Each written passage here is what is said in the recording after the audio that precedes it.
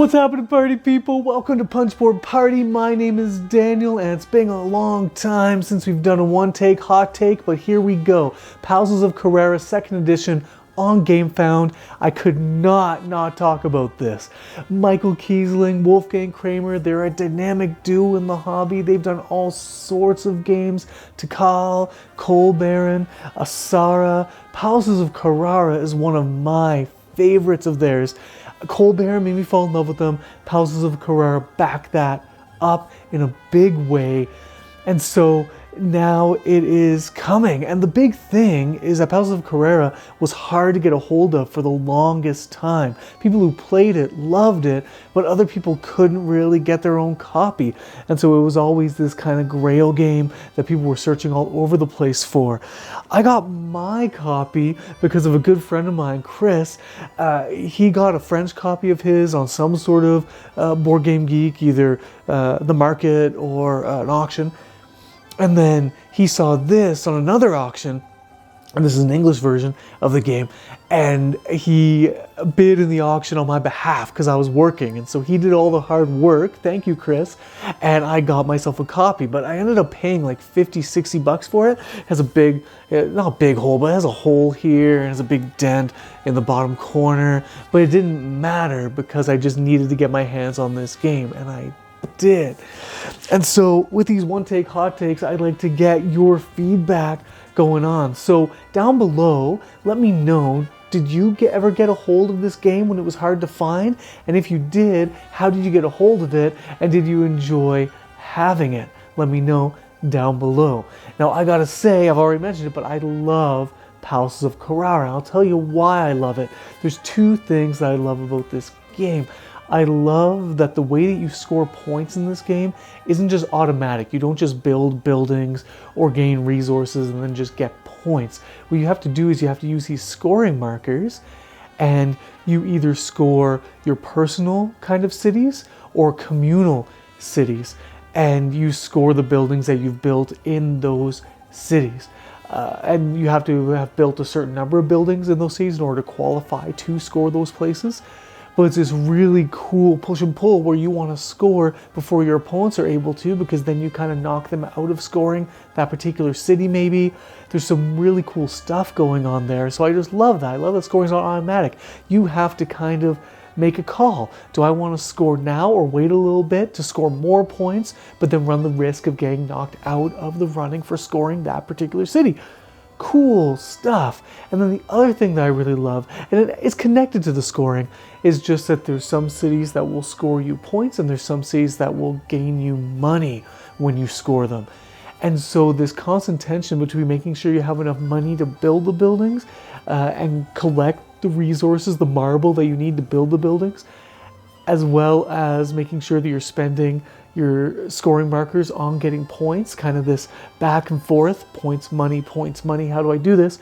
I really like those decisions that you have to make and riding that balance between having enough money, but also making sure that you're scoring enough points. Love that about the game. Let me know down below what you love about Palaces of Carrara if you have played it. It's such an awesome game. So now we have 2nd edition coming from Game Brewer on Gamefound, and there's some changes. So the biggest change that I noticed for myself was that there's going to be, basically how you collect resources is there's this wheel on the board, and you put out these little different colored bricks of marble kind of thing, and you spin the wheel on your turn, and it decreases the cost of some of the rarer marbles. So the different colors of marbles have different cost value depending on where on the wheel they are. And so you spin the wheel and decrease the cost for all these different types of brick. Now there's another second wheel in the middle of the wheel that has different color statues. And so when you turn the wheel, you're going to be able to sometimes collect a statue of a certain color. Instead of turning the wheel, you can just turn this middle wheel and change the color of the statue that you're going to get, and use these statues for kind of area majority and control in these different cities. I don't know the details about how this all works, but I'm not super thrilled about this additional area control aspect in the game. I thought the game was pure, simple, elegant as it was, but I'm open.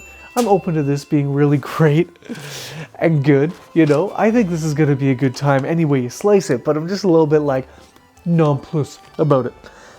Now, another change that I was watching Rado, and he was kind of upset about this change, and I don't mind it so much. In this version of the game, there's a bunch of scoring cards, and so it changes up kind of how the end game triggers.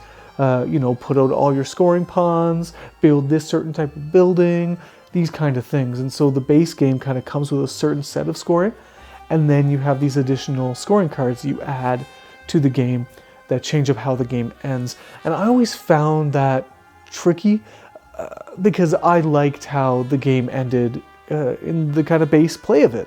And I sort of played my games kind of tilted towards that strategy. And so this kind of adding new scoring conditions did change significantly how you played the game and what you were worried about. And I always found it a little bit tough to keep track of, or it changed my play style. And sometimes I like to do that and sometimes I don't. In this case I didn't.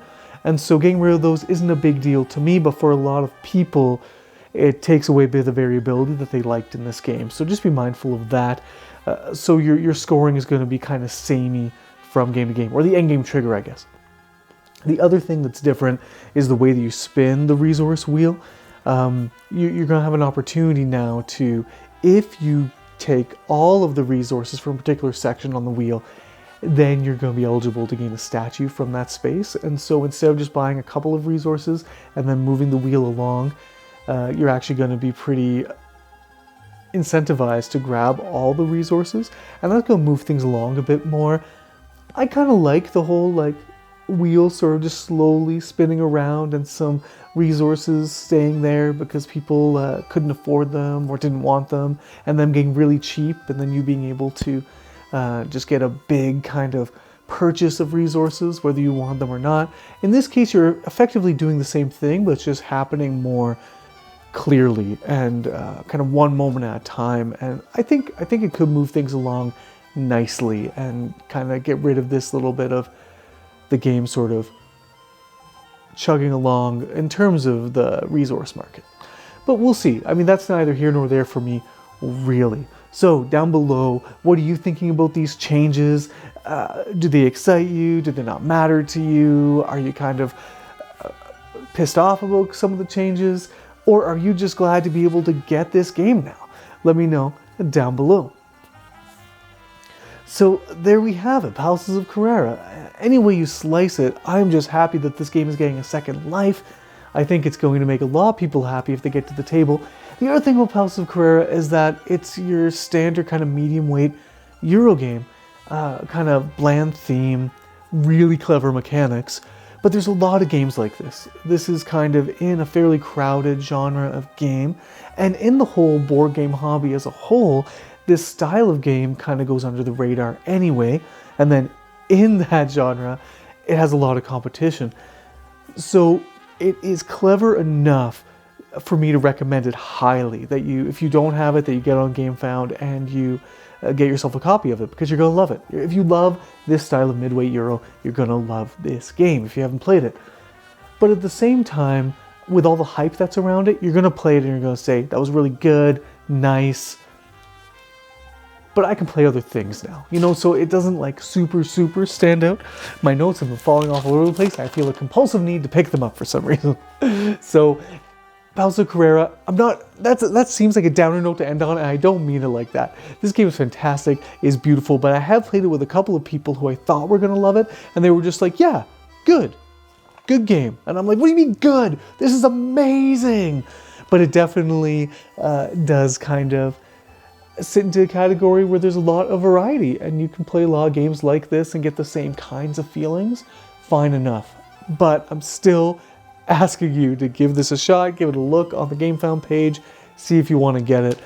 I don't think I'm going to be getting the new edition. I think I'm just going to hang on to my copy and just play it as is.